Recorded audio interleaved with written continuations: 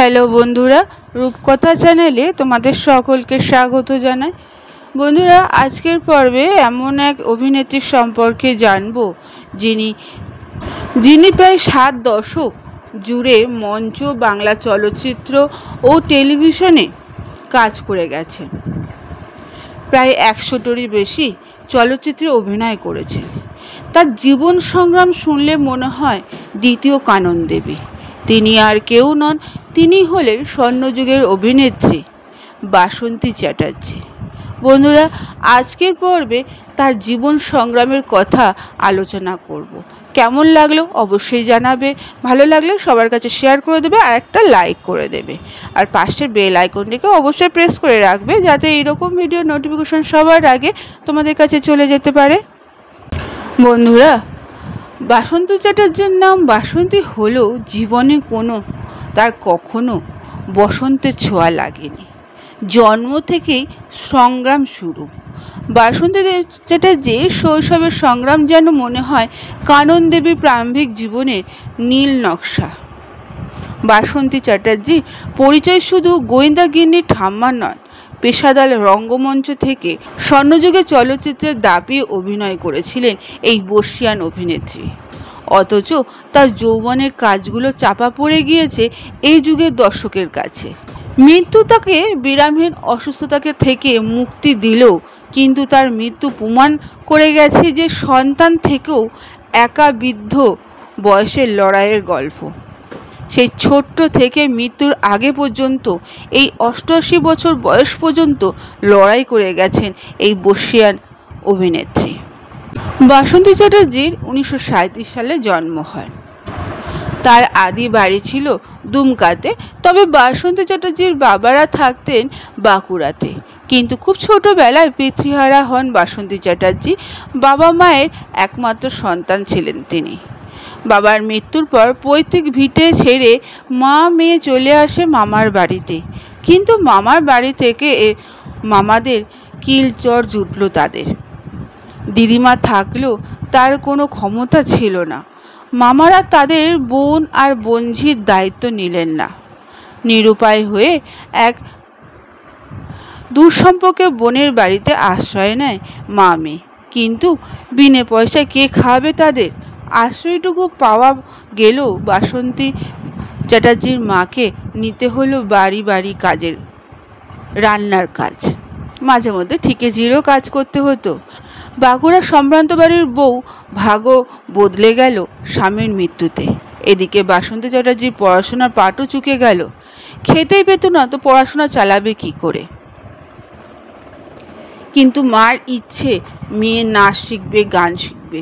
কিন্তু এমনইভাবে লোকের বাড়ি কাজ করলে সংসার চালাতে হয়েছিল খুব কষ্টে।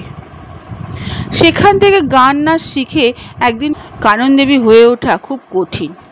বাসন্তী চ্যাটার্জির ভাগ্য অত সুপ্রসন্ন ছিল না। মা তাকে নাচ শিখতে পাঠালেন চিতপুরের যাত্রা দলের ড্যান্সার বিনয় ঘোষের কাছে। নাচ শেখবার পয়সা তো নেই। বলা হলো, এই বাচ্চা মেয়েটি খেতে পায় না, ওকে একটু নাচ শিখতে দিন না। শেষ অবধি নাচের ক্লাসের সুযোগ পেলেন। নাচ শিখে ঘরে পয়সা এলো। তখনকার দিনে পেশাদার রঙ্গমঞ্চে নাটক শুরু হবার আগেই নাচ হতো। সেই নাচের দলে তিনি নাচতেন। ভাগ্য সুপ্রসন্ন থাকলে কোনো নাটকের মাঝে কোরাস নাচের সুযোগও পেত। এইরকম করতে করতে একদিন গীতাদের চোখে পড়েন বাসন্তী চ্যাটার্জি।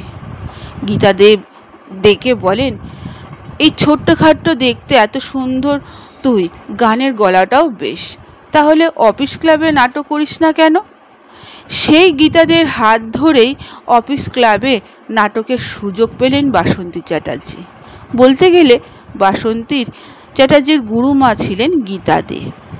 সেই প্রসঙ্গে মনে পড়ছে, বহুকাল পরে অফিস ক্লাবে যোগ দিয়েই রোজ দুবেলা খাবার অন্তত জুটত। অফিস ক্লাবের নাটক করতে করতে স্টার থিয়েটারে ডাক এলো। বাসবী নন্দীর অনুপস্থিতিতে তার রোল করতেন বাসন্তী চ্যাটার্জি। সেখান থেকে এলো চলচ্চিত্রের সুযোগ। রোদন ভরা বসন্ত, হার মানা হার, আমি সে ও সখা প্রভৃতি ছবিতে অভিনয় করেন তিনি। উত্তম সুচিত্রা সেই দৃশ্য ভাবুন। পাহাড়ি সানালের ছবি আঁকছেন বড় আর্টিস্ট, তার বাড়িতে আশ্রিতা সুচিত্রা সেন। এবং একটা গানের দৃশ্যে পাহাড়ি সানালের পুত্রবধূ চরিত্রে ঘোমটা দেওয়া বাসন্তী চট্টোপাধ্যায়ের দেখা মেলে। তখন তিনি যুবতী। রঙ্গমঞ্চের নট নবকুমার বাসন্তীকে বলেছিলেন, সিনেমায় ছোট্ট রোল করবি না, ছোট্ট রোল করলে বড় রোল জীবনে সুযোগ পাবি না। তারপর থেকে সব সিনেমার অকিঞ্চিতকর রোল ফিরিয়ে দিতেন বাসন্তী চ্যাটার্জি। তিনি মুখে শুনেছিলেন যে নবকুমার প্রণয়গঠিত কারণে তার থিয়েটারের ভিতর গলায় দড়ি দিয়েছিলেন। 5 বছর অপেক্ষা করার পর বাসন্তী চ্যাটার্জি থিয়েটারে শর্মিলা নাটকে নাম করেছিলেন। বাড়ির 3 ছেলে 3 বউ নিয়ে গল্প। বাসন্তী চ্যাটার্জি আসল নাম ছিল বাসন্তী ঘোষ। পুলিশ অফিসারকে বিয়ে করে হন বাসন্তী চ্যাটার্জি। সার্জেন্ট থেকে অফিসার হন তার বর, সন্তানও হয়। কিন্তু কীভাবে যেন তার জীবন এলোমেলো হয়ে যায়। স্বামীর মৃত্যুর পর আবার তার জীবনে দুর্দশা ফিরে এলো। সন্তান ছিল, একটি মেয়ে একটি ছেলে। তারা পরবর্তী সময় তাকে দেখতেন না। শুধু সন্তান বলতে গেলে তার ড্রাইভার ছিল। ড্রাইভার নিজের টাকায় বাসন্তী দেবীর চিকিৎসাও করাতেন এবং দেখাশোনাও করতেন। বন্ধুরা, বাসন্তী চ্যাটার্জি দীর্ঘদিন ধরে পেটের ক্যান্সার, কিডনির জটিলতা ও হৃদরোগ সহ একাধিক শারীরিক সমস্যায় ভুগছিলেন। বাসন্তী চট্টোপাধ্যায় প্রায় 6 মাস ধরে চিকিৎসাধীন ছিলেন এবং মাঝে মধ্যেই নিবিড় পরিচর্যার কেন্দ্রে ভর্তি হতেন। 2025 সালের 12ই আগস্ট কলকাতার নিজ বাসভবনে 88 বছর বয়সে তিনি মারা যান। কিন্তু তার সংগ্রামী জীবন আমাদের বিশাল শিক্ষা দিয়ে যায়। শুধু সেলিব্রিটি হলেই হয় না, তার ব্যক্তিগত জীবন সুখের হওয়া খুব দরকার।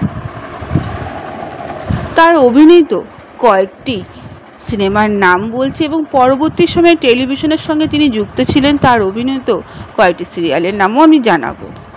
বাসন্তী চ্যাটার্জি অভিনীত চলচ্চিত্রগুলি হলো মঞ্জুরি, এই করেছে ভালো, রোদন ভরা বসন্ত, ঠগিনী, কেঁচো খুঁড়তে কেউটে, সুজন সখী, আমি সে ও সখা, পিতা মাতা সন্তান, সুন্দরী, আলো।